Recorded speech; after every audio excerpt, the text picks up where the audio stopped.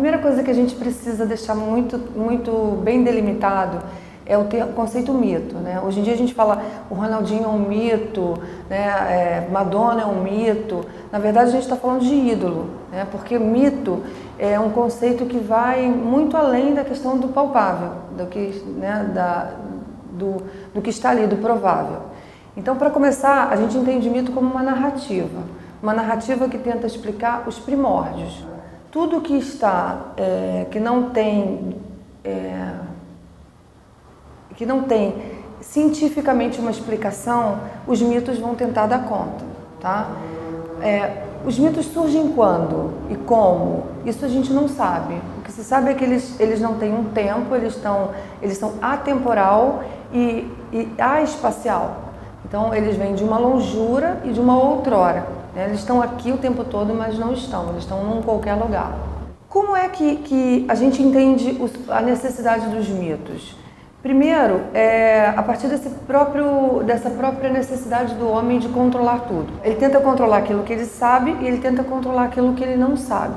O que ele sabe é exatamente esse eixo que a gente conhece entre o nascer e o morrer, né? Isso aí a gente tem o domínio e nós somos a própria prova da nossa existência, né? Até aqui a gente entende.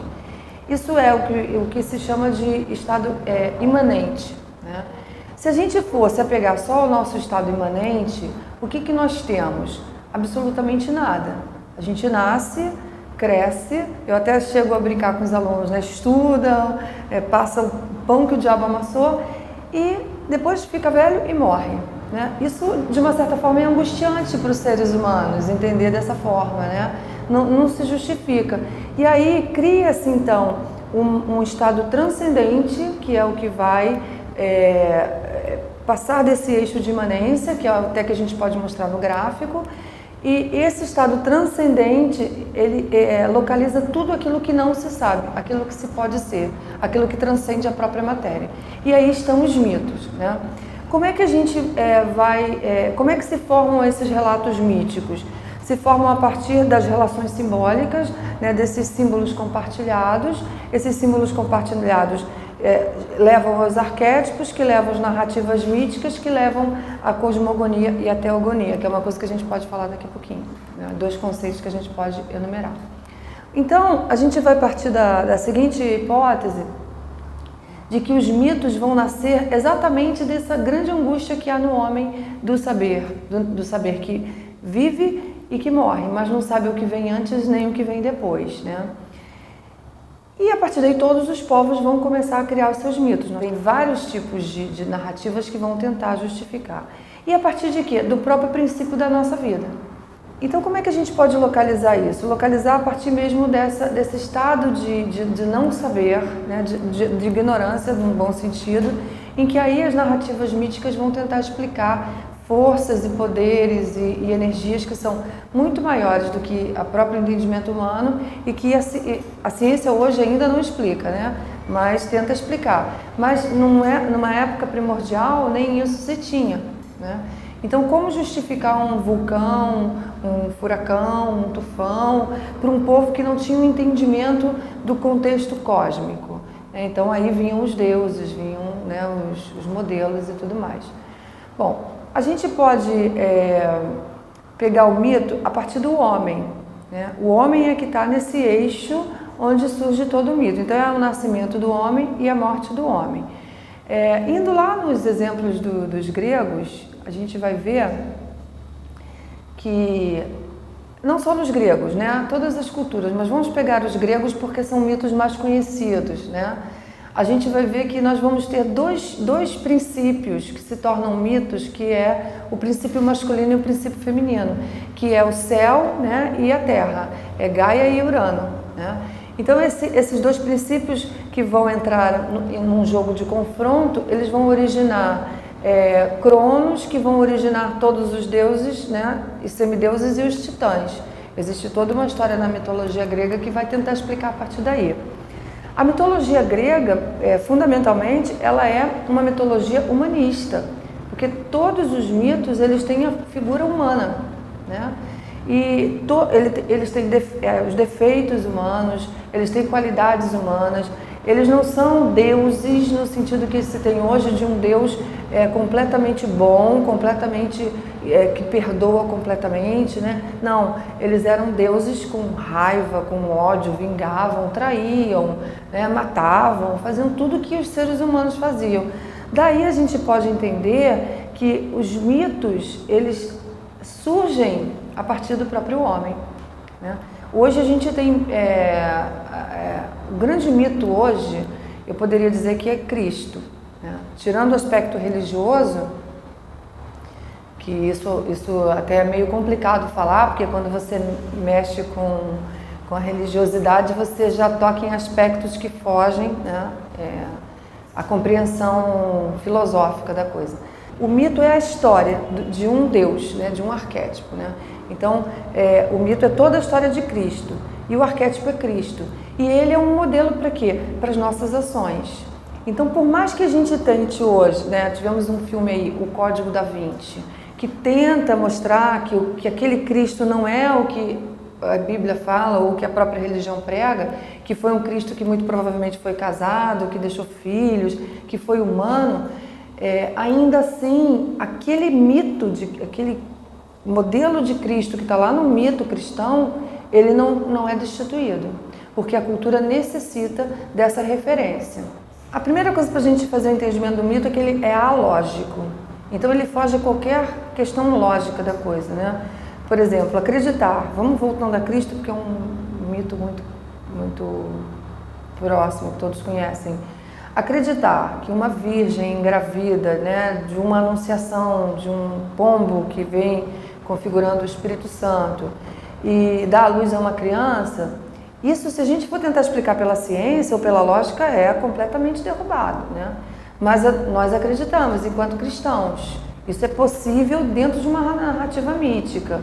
Então, essa forma lógica é uma forma inquestionável, não se questiona o mito, né? E aí ele vai explicando exatamente porque a gente não tem como explicar, né? Então, ele vai dando contribuições porque nós não temos como dizer como nascem os deuses ou como surgem os deuses, né? Enfim, ou as forças cósmicas. Os povos mais primitivos, eles tinham uma vida religiosa no sentido da religação.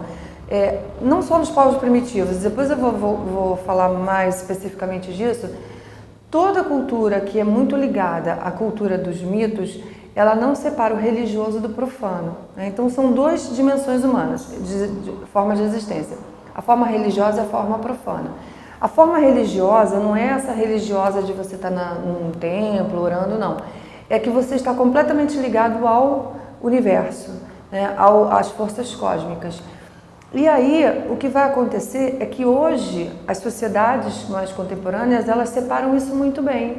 Então as pessoas vão à igreja, oram, né? Apelam aos seus deuses e acabou dali, acaba esse estado religioso, né? Esse estado sagrado, e começa um estado profano. E o profano não é entendido como o pecado, não. O profano é isso que a gente está fazendo aqui, ó. Comendo, bebendo, conversando, indo ao cinema. Isso é profano. O que é sagrado? Sagrado é quando a gente está em conexão com os mitos, conexão com aquela origem, né? Com aquela história originária. E aí, por mais que se queira destituir o vigor de um mito que está vivo, né? Porque tem mitos que já morreram. Hoje Zeus não é mais mito para nós, é uma história, uma lenda, né? Mas já foi um mito, já justificou as ações de muitas coisas dos povos gregos. Mas por mais que a gente tente hoje, por exemplo, vamos sair um pouquinho da religião cristã, católica, apostólica romana e vamos um pouquinho para a religião do negro, né? O candomblé, por exemplo, que tem uma filosofia diferente, que é a filosofia Jejinabô.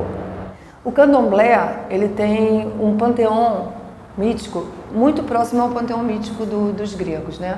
São os orixás. Então, como nascem os orixás? Tem toda uma história para o nascimento dos orixás, né? Para a criação da terra e tudo mais. Esses mitos no candomblé ainda estão vivos, né? Então, os praticantes mesmo do candomblé, eu fiquei 2 anos dentro de uma casa, a gente chama de Leacé, Casa de Axé, fazendo meu estudo de doutorado. Os praticantes mesmo, eles não se desconectam dessa vida religiosa, dessa vida sagrada. Um exemplo, quem é filho de Oxum não deve comer quindim, porque segundo lá, né, as explicações dos mitos, o quindim é uma comida da Oxum, está ligada a certos aspectos da religiosidade, que os filhos de Oxum que comerem o quindim não vão ficar bem e atrapalham certos andamentos da sua própria vida. Inclusive relacionada ao amor, né, que a Oxum é a orixá do amor e da riqueza, né, e tudo mais. Então, depois eu falo um pouquinho porque como é um filho de Oxum, como isso é explicado pela narrativa mítica, né? Eu acho que a gente vai ter tempo para isso. Aí você vai para uma festa com uma pessoa que é filho de Oxum e que é praticante do candomblé e ela não vai comer o quindim se estiver na festa, né? Já o praticante da Igreja Católica Apostólica Romana, os preceitos religiosos ficam lá no templo. Ele sai dali, é claro que ele vai agir conforme, né, mandam as leis de Deus, conforme está lá no testamento, tudo direitinho, mas não existe essa conexão tão viva do cotidiano com a vida religiosa, né? É mais ou menos assim. Então, se você quer destituir a verdade de Cristo, do mito, desse cristão praticante, né? Porque o que não é praticante, não tem muito elo com a religião, ele até pode oscilar, mas desse cristão praticante não se consegue, porque tudo vai ser explicado à luz da narrativa do mito. Vamos tentar entender como surgem as narrativas míticas, né? Existe a cosmogonia, que é a primeira narrativa que tenta explicar o surgimento do cosmos, né? Como eu tinha falado, na cultura grega, que é o que a gente herdou, mais assim em termos de escola, né? A gente estuda mitologia grega na faculdade até, mas não estuda mitologia africana nem mitologia dos índios. Então ficamos mais com a Europa. A gente tem a Gaia e Urano, né, que vão separar e vão dar origem céu e terra, e aí então depois vão nascer os filhos, né, de Cronos e que serão devorados por Cronos, uma história imensa, né? E são sempre coisas muito absurdas, né, se a gente for tentar entender pela lógica. Por exemplo, Cronos é avisado, se eu não me engano pela própria Gaia, de que os seus filhos irão traí-lo. Então, cada filho que nasce, ele engole, né?